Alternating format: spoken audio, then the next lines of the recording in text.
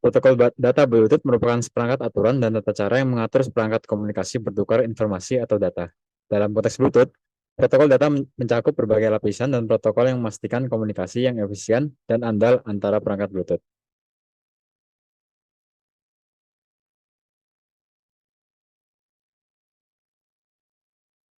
Selanjutnya, protokol data akan dijelaskan dengan mekanisme protokol stack seperti gambar yang ada di presentasi. Stack-stack ini memiliki tugas dan fungsinya masing-masing. Seperti yang pertama adalah radio frekuensi layer atau ref layer. Lapisan yang pertama atau yang paling bawah ini berfungsi untuk menangani transmisi data melalui frekuensi radio. Lapisan ini menangani hal-hal seperti modulasi, demodulasi, pengaturan frekuensi, atau pencarian perangkat yang dapat dihubungkan. Lalu selanjutnya, itu adalah baseband link layer.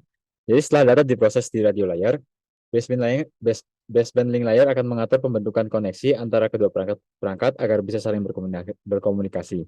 Selanjutnya adalah link manager protocol layer.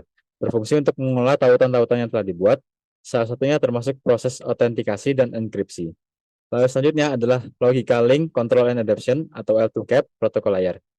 L2CAP ini dapat dikatakan sebagai jantung dari tumpukan protokol Bluetooth. Layer ini berguna untuk komunikasi antara lapisan atas dan lapisan bawah. Lalu selanjutnya lagi adalah Service Discovery Protocol atau SDP. Fungsi dari SDP ini untuk menemukan layanan atau fitur tersedia pada perangkat Bluetooth lainnya.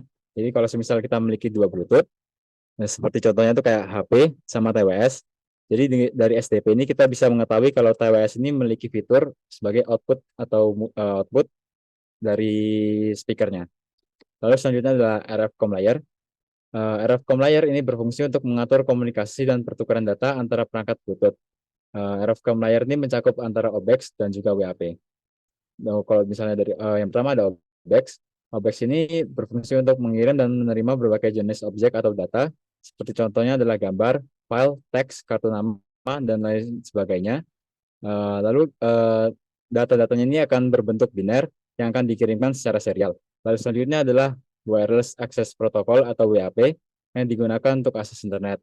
Jadi kalau semisal kita memiliki dua perangkat Bluetooth, yang di mana satu perangkatnya itu memiliki internet dan satu perangkat lainnya tidak memiliki internet, maka dengan WAP ini kita bisa membuat dua perangkat ini saling berbagi jaringan atau internet. Lalu selanjutnya adalah application layer. Layer ini berfungsi untuk memungkinkan pengguna untuk berinteraksi dengan aplikasi pada Bluetooth tersebut.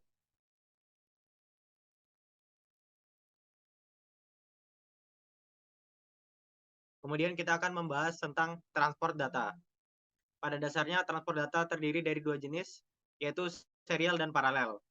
Pada transport data serial, informasi atau data dikirimkan satu bit atau karakter pada satu waktu secara berurutan melalui satu jalur komunikasi tunggal.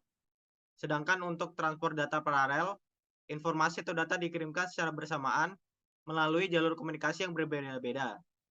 Umumnya, transport data pada Bluetooth atau komunikasi menggunakan metode serial, yang dimana data dikirimkan secara satu persatu secara berurutan dengan hanya menggunakan satu jalur.